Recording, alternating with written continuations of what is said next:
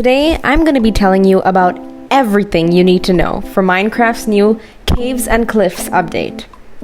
This update is available for both the Java edition and the Bedrock edition, and has been highly anticipated by Minecraft users everywhere. Number 1 is the release date. The Caves and Cliffs update has been divided into 2 parts, the first of which will be available on the 8th of June, 2021. The second portion of this update is projected to be available sometime around the holiday season, which means that the originally detailed archaeology system will be delayed. And now, here's everything you need to know about the 2 parts of the update, starting with the first part. The first part of the new update features new mobs, items, and ores. The first new mob is the Axolot, which is an amphibian which spawns in the Lush Caves biome and can be carried around in a bucket. However, since the new biomes only come in the second part of the update, the Axolot will spawn in streams and caves until the new biomes are introduced. The next mob are the glow squids, which actually, fun fact, were voted as a favorite by the fans during a Minecraft live event last year. They drop glow ink sacks, which can be used to make some pretty cool items. The next mob that is introduced is the goat. The goats tend to hang out in groups and spawn in the mountainous regions and can jump 10 blocks in the air. They also attack or headbutt players if provoked. Next, we move on to the new blocks being introduced. First up, we have copper. Copper is a new block that can be used to craft multiple items from lightning rods and can be combined with other blocks to make a waxed copper block that doesn't oxidize. Another new block is the powder snow block, and although this may not seem or sound like a lot, it is actually pretty useful. When placed, this block looks like solid ground, but actually, characters can fall through it, which means it is excellent for setting traps for zombies. The last new block is the Amethyst crystal ore. This gives off light and makes a noise when you walk on them, and can also be used to craft new items like tinted glass or a spyglass. And for those of you who don't know, the spyglass is a little telescope that can help players zoom in and see things more closely. Another very noticeable thing about the part 1 of the update is the altered world generation for gems. And now, onto the second portion of the update, which is definitely by far the best part of the new update. Apart from introducing the detailed archaeology system, there is going to be so much more.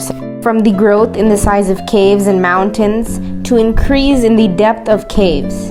It enhances how the biomes are automatically generated, which makes exploration so much more dramatic. There are also going to be a ton of new blocks added, and Mojang has stated that by the end of the release, there will be up to 91 new blocks in the game.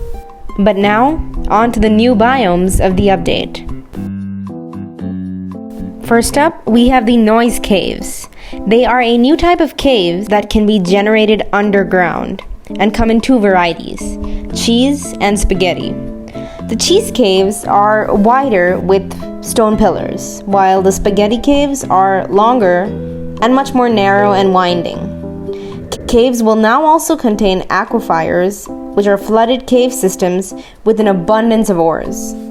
The next type of caves are the Lush caves, which are where the Axolots are to be found. The Axolots are actually extremely helpful creatures who will basically get you your underwater food. Lush caves are filled with wines, fruits, and flowers which hang from the ceiling. To find a lush cave, you will have to try to find azalea trees on the surface, which will indicate that lush caves are below it. They are covered in new flora, which would come in the form of both flowering and non-flowering forms. But it would turn dirt into rooted dirt, which is extremely important, as rooted dirt has a chance to spawn hanging roots underneath them, which you can harvest. There are also spore blossoms, which are pink flowers on the roof. They drop particles. For now, we do not know if these particles do anything. There are also vines which grow in these lush caves with orange berries, and these are glow berries. which can be picked up, eaten, which fills a small amount of the hunger meter. However, it is preferred to leave them on the vines because they provide natural light. The last new plant is the drip leaf plant, and it is extremely useful because their leaves can be jumped on, but their leaves will droop the longer you stand on them. You can only plant the small drip leaf plants on clay or dirt that is underground. And once they're fully grown, you can harvest the big drip leaves that can be placed anywhere. The next feature is the dripstone caves and the deep dark biome. This biome is going to be filled with stalagmites and stalactites. Stalagmites can act like spikes and hurt friends or foes, while stalactites drip water, so you can use a bucket to collect this water, which gives you a renewable source of water. Plus, they also drip lava, which can be collected in a cauldron below. Mojang has also hinted at a third new biome called the Deep Dark, along with some new items and mobs, but they haven't talked about the biome much in depth. And probably the best or worst part of the new update is a new hostile mob called the Warden. This new mob aims to take players back to their first night in Minecraft when everything was scary. The Warden is found in the Deep Dark biome and are completely blind. They can only react to the vibrations from footsteps or thrown objects, so snowballs can distract them as they detect the vibration of the impact. They make the screen go dark briefly when one is nearby, though Sculk sensors, which is another new block, also react to their presence and can help the players stay one step ahead of them. Some other new features are the introduction of candle and candle cakes. In the 1.17 update, you can light up the darkness with a candle, which is crafted from string and honeycomb and can be dyed a variety of colors.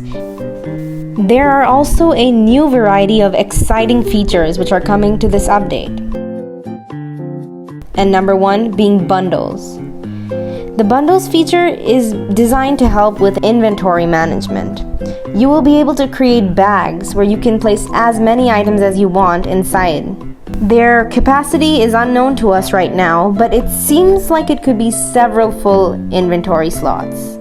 Bundles can be stored in chests, and you can even mix and match them. Another cool feature are the Sculk blocks and wireless redstone. So, as I mentioned before, one of the deep, dark biome's characteristics is that it's where the Sculk growths are normally found. It is similar to a redstone-like power source, but it is the key for finally introducing us to the wireless activation of redstone gadgets. If a Sculk sensor detects footsteps or is placed as a block, it will emit a new redstone signal, which can be used to operate gadgets without a trail of the redstone connecting the two. And lastly, the coolest feature of the update, archaeology. Now, on the surface, excavation sites will now appear, and they will have chests that contain brushes, and you can use these brushes to dig within the sites themselves or make them yourselves with certain materials.